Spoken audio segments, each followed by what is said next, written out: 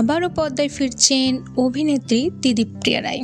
তিনি শেষ কাজ করেছিলেন জনপ্রিয় ধারাবাহিক চিরদিনই তুমি যে আমার ধারাবাহিকে নায়কের সঙ্গে ব্যক্তিগত ঝামেলায় জড়িয়ে ধারাবাহিক ছেড়েছিলেন অভিনেত্রী।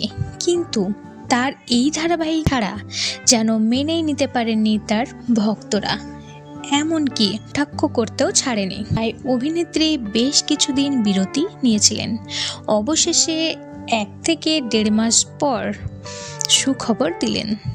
দিদিপ্রিয়া ফের নতুন কাজ নিয়ে পর্দায় ফিরছেন। সম্প্রতি এক পরিচালক স্বস্তিক রায় দিদিপ্রিয়ার সাথে একটি ছবি শেয়ার করে জানিয়েছেন, দিদিপ্রিয়ার সাথে কাজ করে তার খুবই ভালো লেগেছে, যদিও কাজের সম্পর্কে কিছুই জানাননি।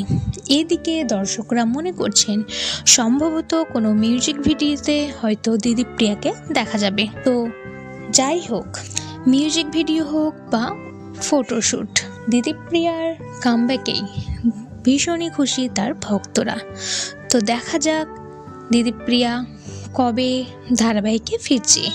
তো বন্ধুরা, এই বিষয়ে আপনাদের কোনো মন্তব্য থাকলে অবশ্যই কমেন্ট করে জানাবেন এবং এই ধরনের নতুন নতুন ভিডিও পেতে আমাদের চ্যানেলটি অবশ্যই সাবস্ক্রাইব করবেন।